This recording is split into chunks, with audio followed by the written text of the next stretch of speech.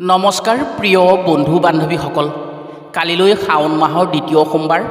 আপুনি শিৱ পূজা কৰক বা নকৰক, কালিলৈ দিনটোত এটা কাম ঘৰত কৰি ৰাখিবলৈ কেতিয়াও নাপাহৰিব।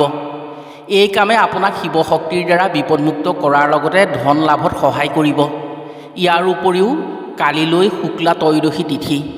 যদি আপুনি শিৱ পূজা কৰে, যদি ঘৰত আপোনাৰ শিৱলিংগ আছে বা আপুনি যদি শিৱ মন্দিৰলৈ যায়, তেনে এটা সৰু উপায় কৰি এটা বস্তু শিৱলিংগত স্পৰ্শ কৰাই সেই বস্তুটো ঘৰত ৰাখিব পাৰে, তেনে আপোনাৰ ক্ষেত্ৰত শিৱ শক্তিৰ দ্বাৰা সৰ্বপ্ৰকাৰে সুৰক্ষিত হ'ব। শাওণৰ সোমবাৰত যি ব্যক্তিয়ে এই বস্তুটো শিৱলিংগত স্পৰ্শ কৰাই নিজৰ ঘৰত ৰাখে, মহাদেৱৰ কৃপাৰ দ্বাৰা সেইজনৰ জীৱনত সুখ শান্তি হয়। যদি আপুনি কালিলৈ শিৱ মন্দিৰলৈ যায়, তেনে এই কামটো নিশ্চয় কৰক। শিৱ মন্দিৰত আপুনি শিৱলিংগত সেই বস্তুটো স্পৰ্শ কৰাব আৰু আপুনি ঘৰলৈ লৈ আহিব। ঘৰত আপুনি সেই বস্তুটো যদি ৰাখিব পাৰে, কোনোদিন আপুনি পিছলৈ ঘূৰি চাব লগা নহয়। শাওণ মাহৰ সোমবাৰে কৰা কিছুমান সৰু সৰু কামে শিৱ শক্তিৰ দ্বাৰা বিপদমুক্ত হয়। শাওণ মাহৰ সোমবাৰত বহু মানুহে শিৱ মন্দিৰলৈ যায় আৰু কিছুমান বস্তু শিৱলিংগত স্পৰ্শ কৰাই ঘৰত ৰাখেহি। কিন্তু আজিৰ ভিডিঅ'ত আমি যিটো গুপ্ত বস্তুৰ কথা ক'ম, আপুনি ঘৰতেই হওক বা মন্দিৰতেই হওক, শাওণ মাহৰ সোমবাৰত তিথি অনুসৰি সেই বস্তুটো আপুনি শিৱলিংগত স্পৰ্শ কৰাই ঘৰত ৰাখিব পাৰে, তেনে আপোনাৰ ভাগ্য ইমান সহায় কৰিব, আপুনি যি কাম নকৰক কিয় সফলতা আজৰি আনিব পাৰিব।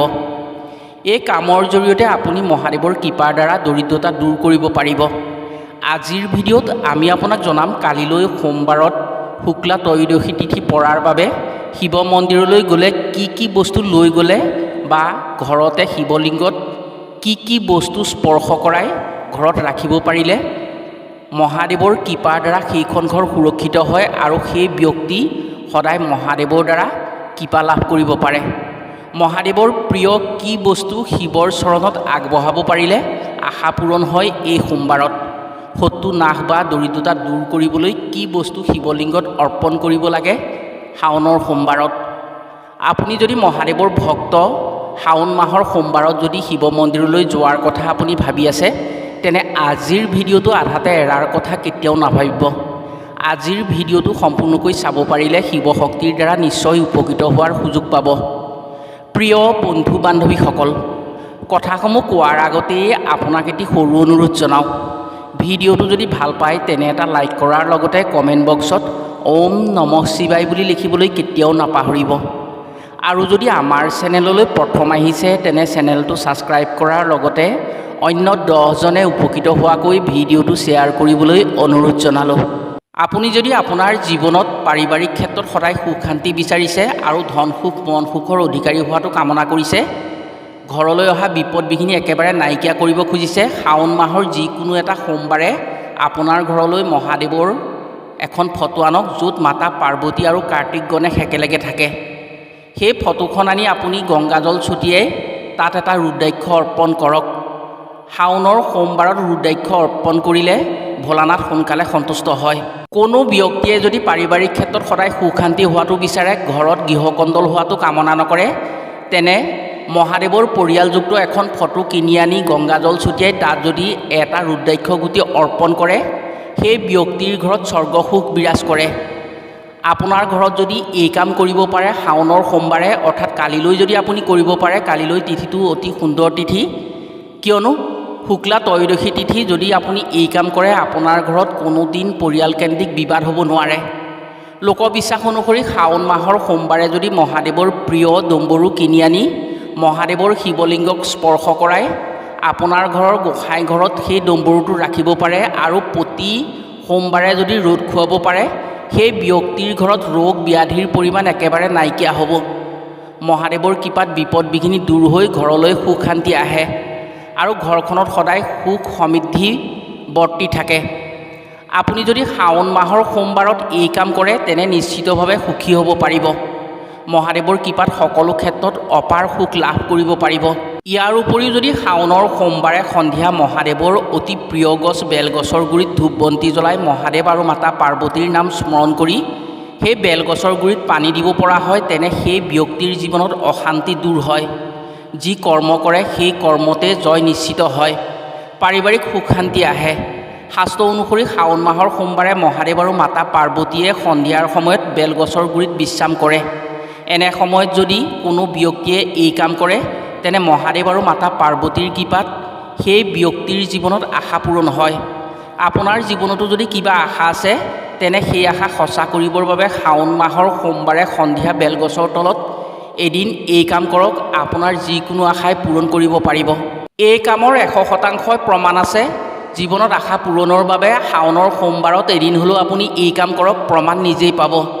ইয়াৰ উপৰিও যদি আপোনাৰ শত্ৰু বেছি, শত্ৰুৰ হিংসা অন্যায়ৰ পৰা নিজৰ লগতে ঘৰখনক সদায় সুৰক্ষিত কৰি ৰাখিব বিচাৰে তেনে শাওণ মাহৰ যিকোনো এটা সোমবাৰে এপাত ধাতুৰ ত্ৰিশূল কিনি আনি শিৱ মন্দিৰলৈ লৈ গৈ সেই ত্ৰিশূল মহাদেৱৰ সোঁভৰিত স্পৰ্শ কৰাই ঘৰৰ পূজাগৃহত সেই ত্ৰিশূল স্থাপন কৰি 3টা সোমবাৰে পূজা কৰিব পাৰিলে লোকবিশ্বাস মতে মহাদেৱৰ কৃপাত কোনো শত্ৰুৱে আপোনাক একো ক্ষতি কৰিব নোৱাৰে।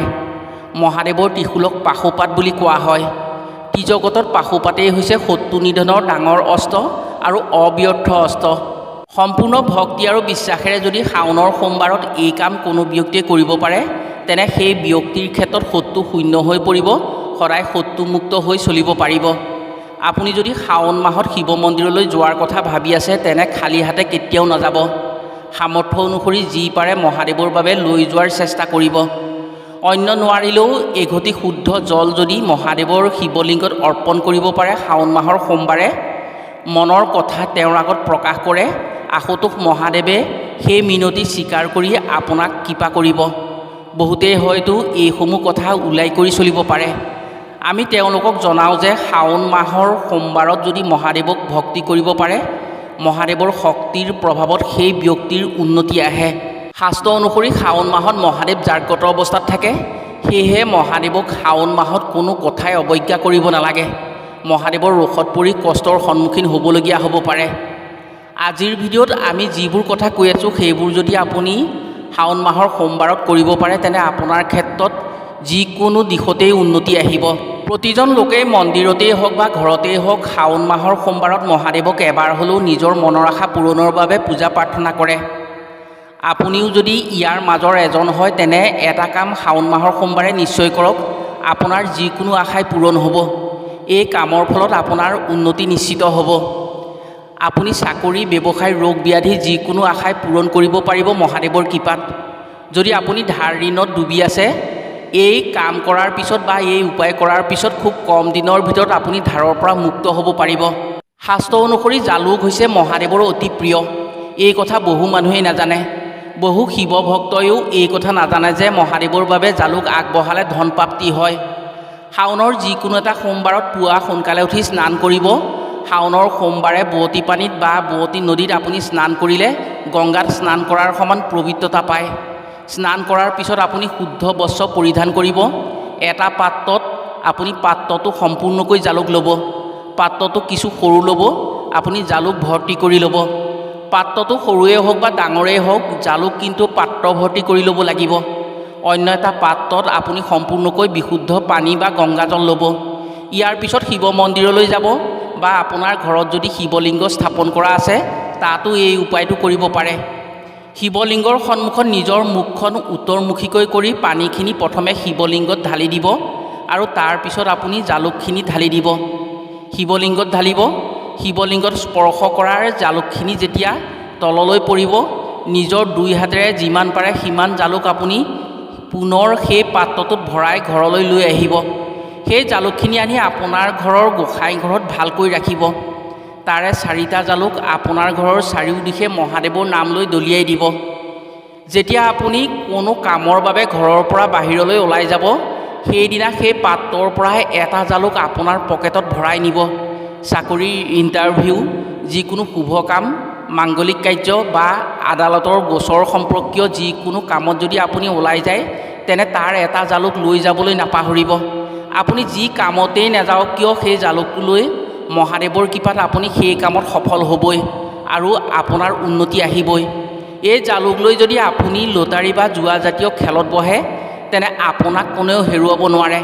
আপোনাৰ জয় নিশ্চিত হ'ব। শিৱ হৈছে তন্ত্ৰ সাধনাৰ গুৰু। জালুক হৈছে তন্ত্ৰ সাধনাত ব্যৱহাৰ কৰা অতি গুৰুত্বপূৰ্ণ বস্তু। শাওণ মাহৰ সোমবাৰত কৰা এই উপায়ৰ জালুক যদি আপোনাৰ হাতত কেনেবাকৈ থাকে তেনে আপোনাৰ ক্ষেত্ৰত শত্ৰুৱে কোনো তন্ত্ৰ মন্ত্ৰ কৰি একো বেয়া প্ৰভাৱ পেলাব নোৱাৰে। কোনো তান্ত্ৰিকেই আপোনাক কোনো কুকৰ্ম কৰিব নোৱাৰে। কিন্তু এই জালুক খোৱাৰ ক্ষেত্ৰত কেতিয়াও ব্যৱহাৰ নকৰিব। এই জালুক যেতিয়া আপোনাৰ লগত থাকিব তেতিয়া আপোনাৰ ক্ষেত্ৰত থকা সকলো বাধা সেই জালুকে দূৰ কৰি পেলাব। বন্ধু বান্ধৱীসকল, শাওণ মাহৰ কালিলৈ যি সোমবাৰ পৰিছে এই সোমবাৰে যদি আপুনি আজিৰ ভিডিঅ'ত কোৱা যিকোনো এটা কাম আপোনাৰ সমস্যা অনুসৰি কৰি ৰাখিব পাৰে তেনে আপুনি নিশ্চিতভাৱে ফল লাভ কৰিব পাৰিব। আজিলৈ ভিডিঅ'টো ইমানতে সামৰিছোঁ। পুনৰ অন্য এটি ভিডিঅ'ৰ জৰিয়তে লগ পোৱাৰ আশাৰে আজিলৈ আহোঁ। সকলো ভালে থাকক, সুস্থ থাকক। ধন্যবাদ।